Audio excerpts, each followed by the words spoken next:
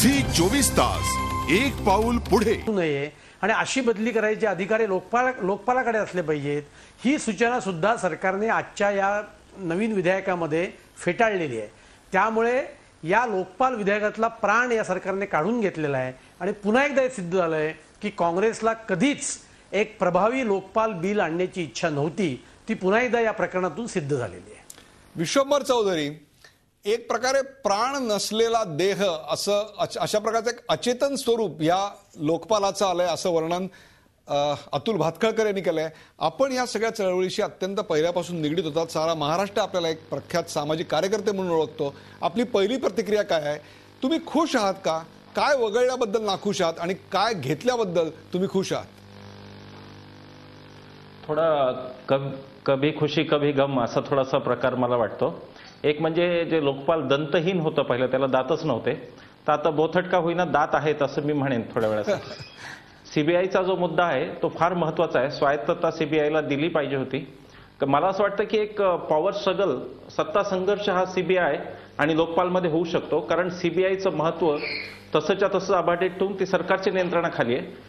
म्हणजे बदलीचे अधिकार सुद्धा लोकपालाला नसणं हे मला योग्य वाटत नाही। म्हणजे सीबीआयचे जे डेसिग्नेटेड अधिकारी काही लोकपालसाठी असतील त्यांच्या बदल्या तरी सीबीआयच्या मर्जीने होणार। म्हणजे चांगला अधिकारी काहीतरी चांगलं शोधून काढतोय म्हणून आपला कोणीतरी माणूस अडकेल म्हणून सीबीआयवर दबावून त्याची बदली हे होता कामा नये। म्हणून अगदी ह्या मुद्द्यांशी मी सहमत आहे।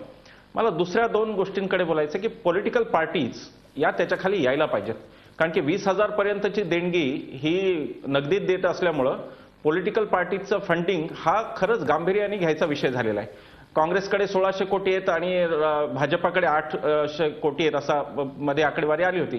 तर मला असं वाटतं की लोकपालमध्ये पॉलिटिकल पार्टीज आणि सगळ्या एनजीओज ह्या येणं गरजेचं होतं। आणि तिसरा सगळ्यात महत्त्वाचा मुद्दा ज्याचं मला दुःख फार आणि आजही आहे, कॉर्पोरेट क्षेत्र हे त्याच्यात आलेलं नाही। या देशामध्ये राजकारणी, समाज आणि अधिकारी यांचा जो भ्रष्टाचार आहे तो फक्त सहाय्यभूत ठरणार आहे। मुख्य भ्रष्टाचार हा कॉर्पोरेट क्षेत्रात होतो आणि कॉर्पोरेट त्याचा खरा मलिदा खात असतात। त्यामुळे कॉर्पोरेट नसणं हे मला जास्त गंभीर वाटतं। परंतु बाकी म्हणजे पंतप्रधानांचा समावेश झालेला आहे। मला असं वाटतं की राज्यसभेच्या समितीने केलेलं काम मी एकदम नाकारणार नाही, ते त्या मानाने समाधानकारक आहे असं मी म्हणेन।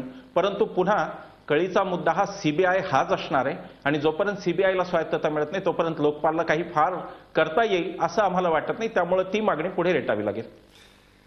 लोकपालात काय चांगलं आणि काय चांगलं नाही किंवा काय सुधारणा अजून अपेक्षित आहे अशा प्रकारचं विधान आता विश्वंभर चौधरींनी केलंय। आपण जाऊया डॉक्टर रत्नाकर महाजन यांच्याकडे। रत्नाकर महाजन, 4 गोष्टींविषयी नाराजी आपल्याला दिसते। त्यातली पहिली म्हणजे सीबीआयची स्वायत्तता, दुसरी म्हणजे राजकीय पक्षांचा समावेश नसणं, तिसरं म्हणजे एनजीओचा एक प्रकारे समावेश नसणं आणि त्याहीपेक्षा सुद्धा म्हणजे पैसे घेणारे त्याच्यात नाहीत आणि पैसे देणारे कॉर्पोरेट सेक्टर तेही त्याच्यात नाहीत। मला तुम्ही सांगा, एक प्रकारे तुम्ही लोकपाल जनतेसाठी देताय, परंतु त्या लोकपालाला जे दात हवे होते ते दात त्याच्यात नाहीत, ते दुधाचे दात आहेत। जे सुळे अपेक्षित होते ते सुळे नाही आहेत। काय सांगाल आपण? दुधाचेच दात पुढे पक्के दात होतात आणि माणूस ॲडल्ट झाला की ते दात धारदार होतात, हे आपण वैज्ञानिक सत्य म्हणून लक्षात ठेवलं पाहिजे। राज्यसभेमध्ये गेल्या अधिवेशनात 2 दिवस जी चर्चा झाली त्या चर्चेच्या अंती विरोधी पक्षांपैकीच एका सदस्यानं मांडलेल्या सूचनेनुसार ही प्रवर समिती तयार झाली। एका अर्थानं ही प्रवर समिती म्हणजे राज्यसभेतल्या त्या पक्षाच्या सदस्य संख्येच्या प्रमाणात सदस्यांचा समावेश असल्यामुळं ही मिनी राज्यसभाच होती।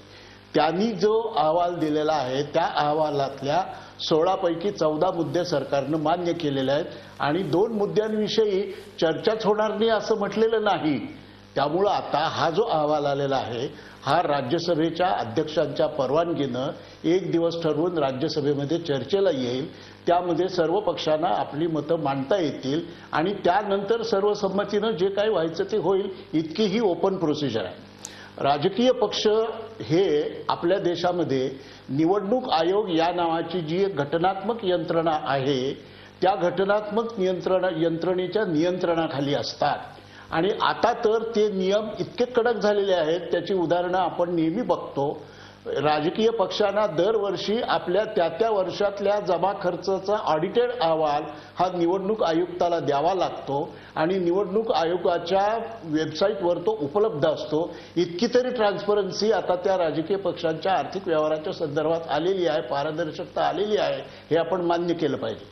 त्यामुळं राजकीय पक्षांच्या कारभारावर आणि एकूण निवडणूक प्रक्रियेवर नियंत्रण ठेवणारी एक घटनात्मक यंत्रणा असताना पुन्हा त्याच्यावर आणखीन दुसरी यंत्रणा केल्यामुळं दोन यंत्रणात काही संघर्ष निर्माण होईल का याचाही विचार केला पाहिजे.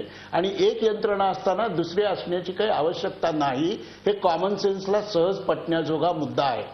आता सीबीआयच्या संदर्भात सीबीआयचे डायरेक्टर नेमताना पंतप्रधान, सर्वोच्च न्यायालयाचे न्यायमूर्ती आणि विरोधी पक्ष नेते ह्यांची कमिटी ते ठरवणार आहे. म्हणजे दोन लोक हे बिगर सरकारीच आहेत.